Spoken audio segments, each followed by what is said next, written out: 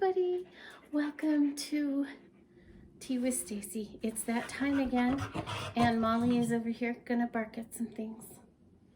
It's just her new habit now. All right, well, I hope you've had a great weekend. I did, and a lot of work. It was busy, very busy. Actually, Saturday I wasn't feeling well. I had a sinus headache, but Sunday I got back at it, busy again.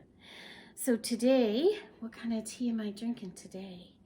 This is actually my own. I put together some plantain leaves and some lavender because I just felt like that today. It smells lovely. It's a little hot. And it tastes lovely. I like the plantain because it's really good for me. But then I like the floral and the taste of the lavender. The plantains are really light green, but the lavender gives it a little bit of oomph, and it's really nice. So last week I couldn't figure out what I was going to talk about, and I decided one of the things I had been planning on talking to you guys about is the herbs.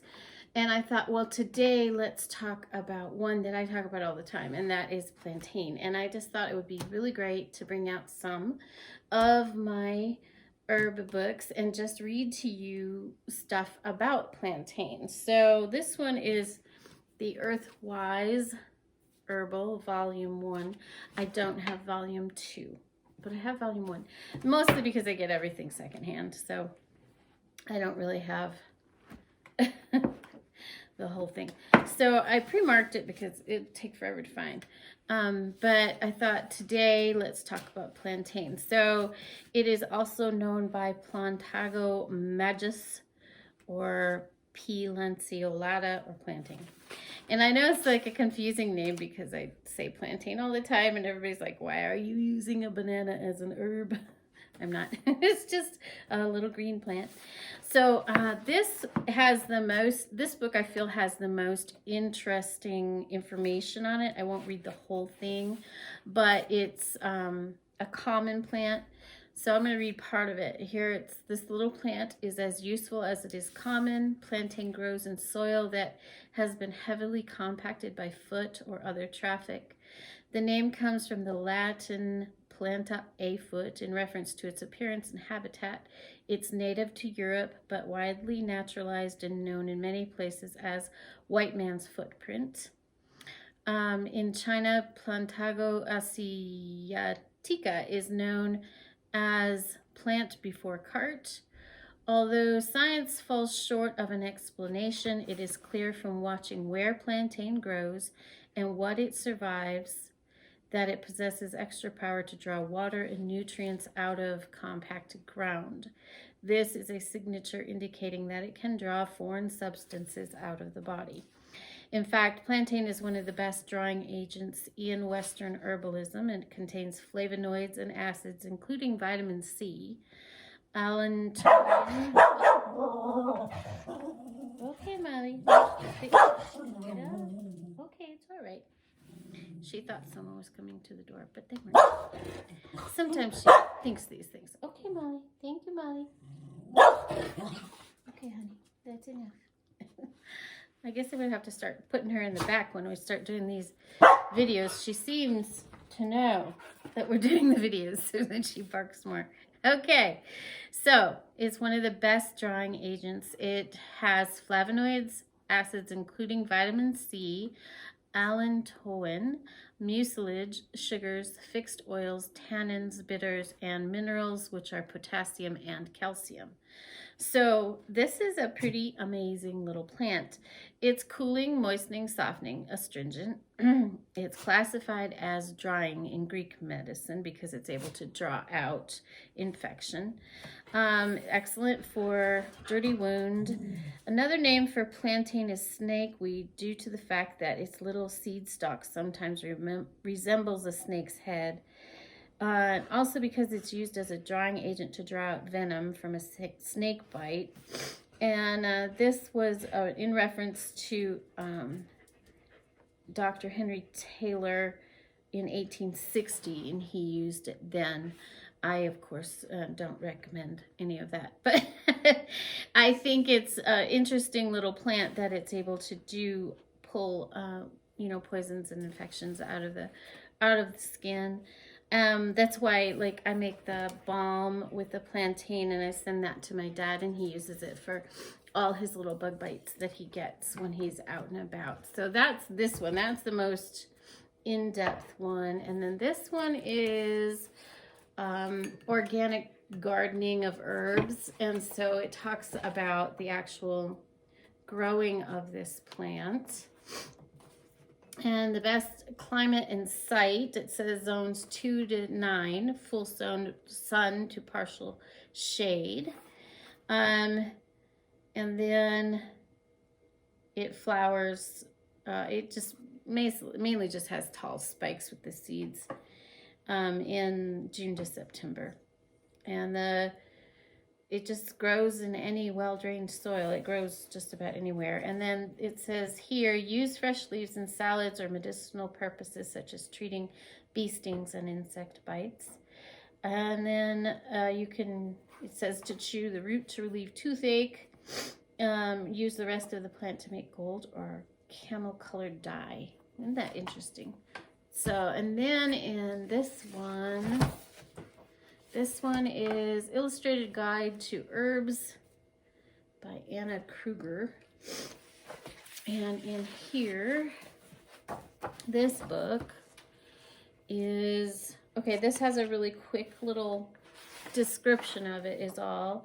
And it has a picture of it, which I think is useful. So here, let me bring that up to the camera for you. Whoops. You can see it here right there. That's the plant there. Okay. So to the old Anglo-Saxon herbalist, plantain was a valuable remedy for poisonous bites. Externally, a poultice of the fresh leaves as a traditional remedy for wounds, sores, and stings.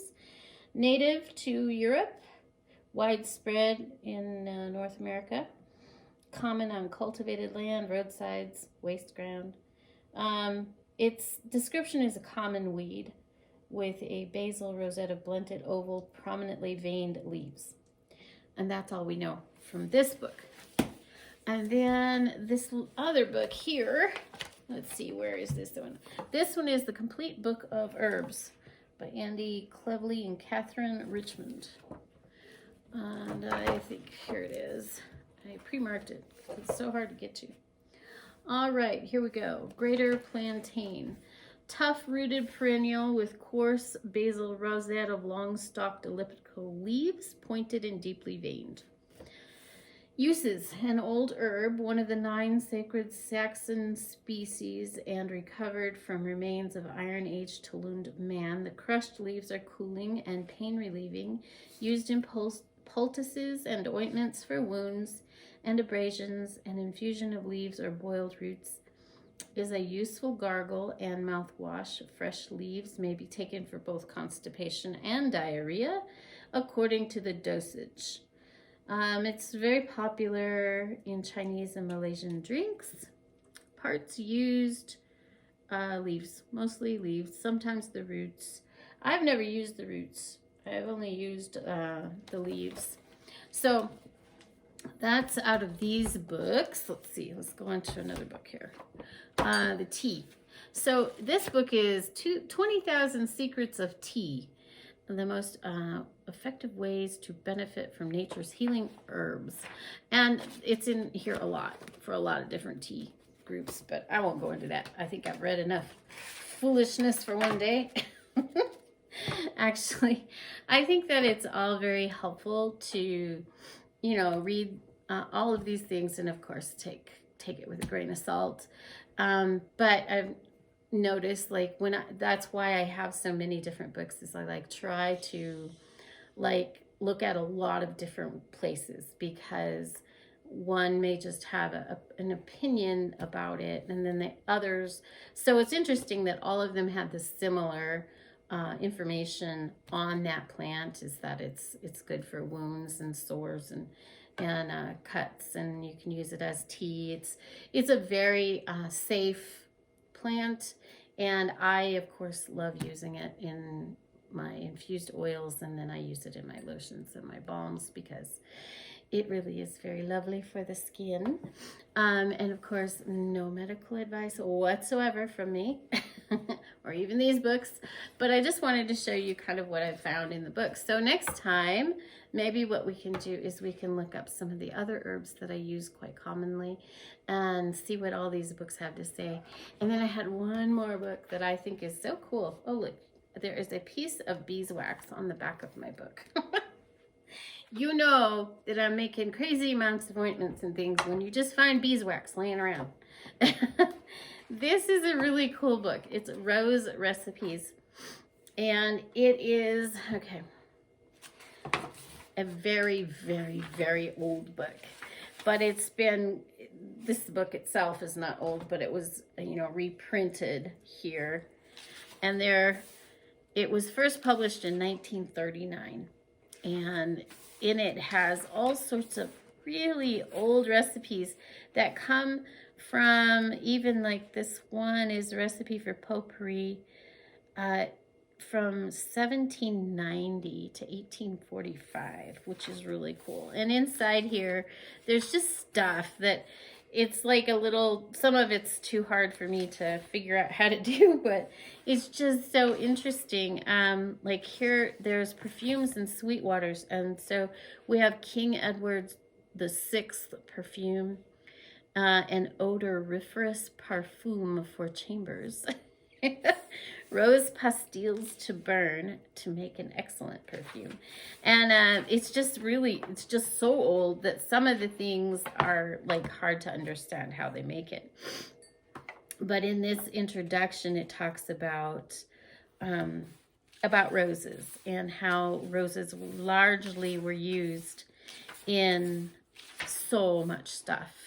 So long ago, it was used, you know, for perfumes, but it was also used for foods and oils and teas and potpourris.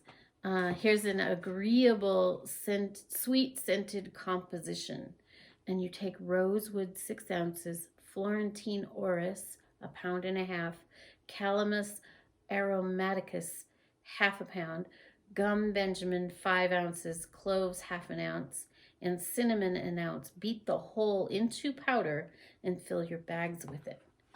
Now, I don't know what a lot of that is. I'm going to have to find out what is gum Benjamin. Anyone out there know this?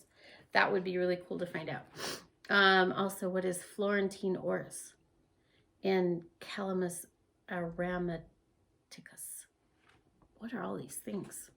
So it's a really interesting little book. I think maybe I'll share little bits of it every once in a while. Once again, I hope that was fun. I don't know. It was really interesting. And next week we'll talk about, what should we talk about? I think we should talk about our favorite, lavender, and a little bit of roses. So we'll keep this stack of the books out here, and then I don't know how long I will be doing this right here. I may be moving the tea around a little bit. We are in my favorite months. April and May are my favorite months because things are starting to come out of the ground. They're starting to green up. It's not too hot. May, I get really excited about May because I'm going to be putting out my fountains because it'll be past freezing, things like that. All the exciting little bits that start going into the gardens. It's very exciting. So tea might move to a few other places around in the area. Anyway, I'll see you next week, and be gentle with yourself. There is only one you. Bye, guys.